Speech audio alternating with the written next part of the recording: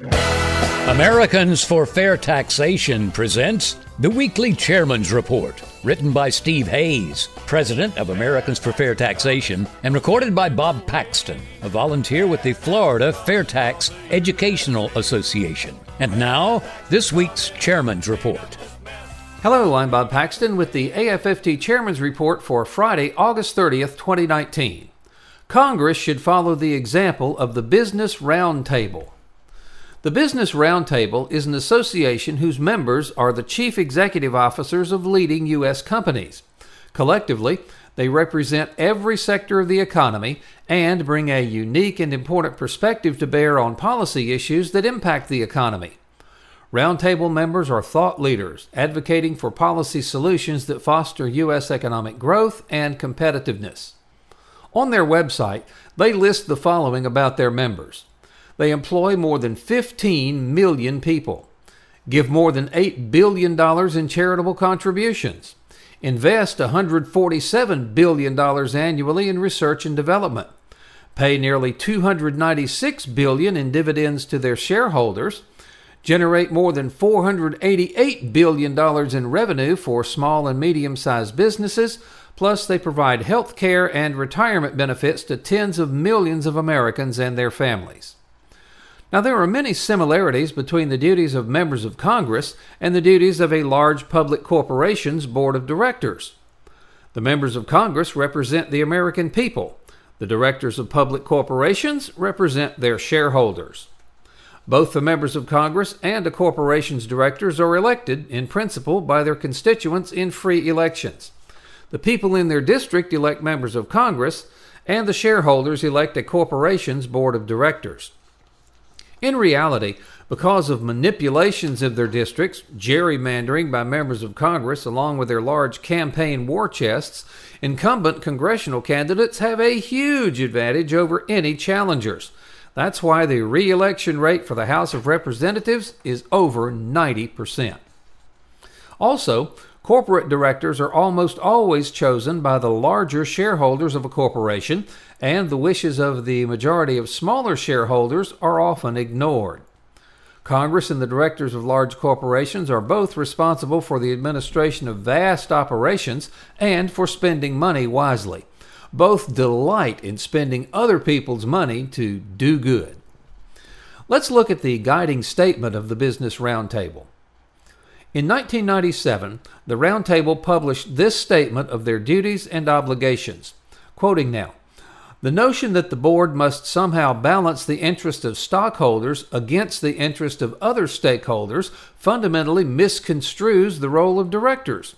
It is, moreover, an unworkable notion because it would leave the board with no criteria for resolving conflicts between the interests of stockholders and of other stakeholders." End of quote.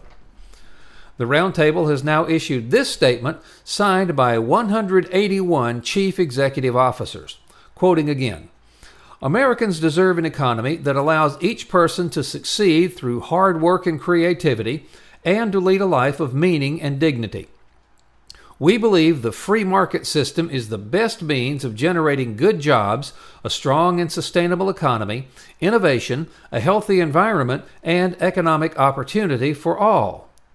While each of our individual companies serves its own corporate purpose, we share a fundamental commitment to all of our stakeholders.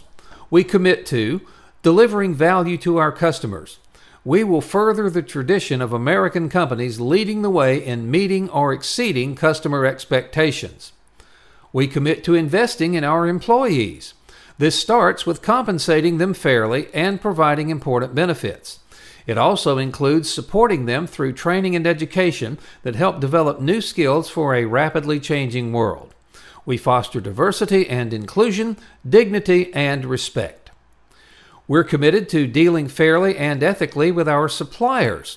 We're dedicated to serving as good partners to the other companies, large and small, that help us meet our missions. We're committed to supporting the communities in which we work. We respect the people in our communities and protect the environment by embracing sustainable practices across our businesses. And we're committed to generating long-term value for shareholders who provide the capital that allow companies to invest, grow, and innovate. We are committed to transparency and effective engagement with shareholders. Each of our stakeholders is essential, and we commit to deliver value to all of them for the future success of our companies, our communities, and our country." End of quote. In conclusion, the members of Congress should read this statement from the Roundtable very carefully. The idea that actions they take should be beneficial to all of us now is a strange concept to them. Most members do believe that the purpose of Congress is to do good, but they define good as activities that benefit themselves and the swamp. The viewpoint of the members of Congress is accurately summed up by this quote. In his 1977 book entitled The Age of Uncertainty, economist John Kenneth Galbraith said, quoting, "People of privilege will always risk their complete destruction rather than surrender any material part of their advantage," unquote. Now, are not the members of Congress and their friends in the swamp the real people of privilege in our society today? Last week, we discussed the Convention of States approach, which will force Congress to change. Hopefully, they will soon see that doing things for the benefit of everyone is the right thing to do. Now, instead of being vilified in all of the public opinion polls, members of Congress could be placed on a pedestal and honored by all of us if they would just start acting in our best interests. And one of the most tangible ways that Congress can show that it is acting in our best interests is to pass the FairTax, the only truly fair tax.